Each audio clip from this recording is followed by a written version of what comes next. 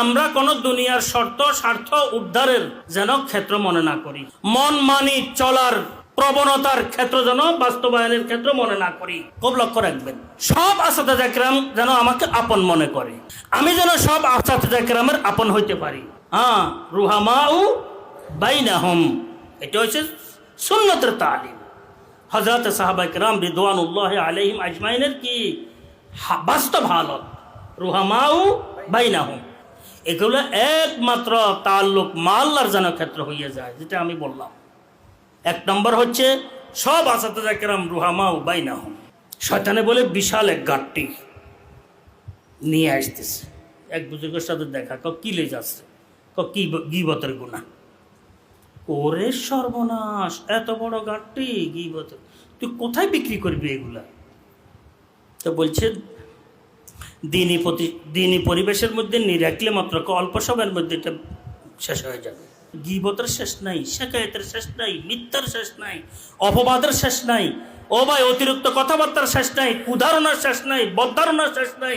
একজনের উন্নতি একজনে দেখতে পারে না, এক ভাইয়ের খানা এক ভাই দেখতে পারে না। এটা বড় আশ্চর্যের বিষয় লাগে আমার কাছে। তো আল্লাহর রহমতে কেউ যদি বলে যে অমুক হুজুরে এনে আগে সাইকেল চালাইছে, এখন মোটর সাইকেল একটা লইছেন, সে আলহামদুলিল্লাহ, আল্লাহ আল্লাহ। আমার একটা ভাই যদি সাইকেল থেকে মোটর সাইকেলে হয় তাহলে আলহামদুলিল্লাহ।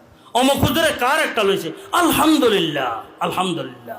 আমার বাল্যে একটু চলাফেরার সুযোগ সুবিধা হয়ে যাবে, দিনদার ভাইয়ের টাকাগুলা দিনই কাজে খরচ হবে, আরও কিছু নেক কাজেও খরচ হবে, বুঝছেন নি, খুশি লাগে। এখন দেখা যায় হাতে টাকা উঠে কার কতন লইছে, কার না মোটর সাইকেল কতন লইছে, হে কোথায় পাইলো, হে কি করলো, কি করে রে, আরে কইয়েন না, ভিতরে ভিতরে বহুত কিছু আছে। এই কথা বুঝছেন তো? ও ভাই জায়েজ আছে নাকি? ও আম্মা মান খাফা মাকামা রাব্বিহি ওয়া নাহান নাফসা আনিল হাওয়া। আমি যে হাওয়ার উপরে আমি চললাম, হাওয়ার প্রবণতাকে আমি পূরণ করলাম, বাস্তবায়ন করার চেষ্টা করলাম, আমি মকামে আল্লাহ পাকের দরবারে দাঁড়ানোর আমি কি আসলে কখনো চিন্তা করছি?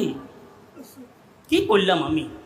তো আমার থেকে ছাত্র করতে হবে, আমার থেকে প্রতিষ্ঠান রু করতে আসবে। গীবত ছাড়তে পারি না, বদজন্ডি ছাড়তে পারি না, বদগুমানি ছাড়তে পারি না, বদজুবানি ছাড়তে পারি না, তো আমার দ্বারা প্রতিষ্ঠান করতে হবে। আমার বুঝে আসে না, একটা মারিতে তো 3টার দিল নষ্ট হয়, 5টার দিল নষ্ট হয়। এখন এই পাঁচটা আরো 5 প্রতিষ্ঠান মন নষ্ট করে। কি আসলে ওই অমুক আছে তো অমুকে লুডি বুড়ি খাইতে আছে, এটা একেবারে নিচের থেকে উপরের পর্যন্ত সবাই বিশ্বাস করে।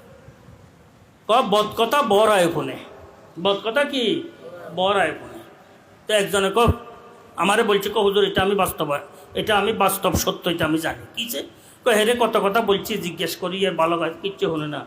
গালি একটা দিছি, গালি একটা দিই, কইলাম যে হ্যাঁ কি করলি, গালি একটা দিছে, কি করলি তুই আমার গালি দিস, কথা বুঝছেন তো? বদ করা কি বদ কথা বড় আইফোনে।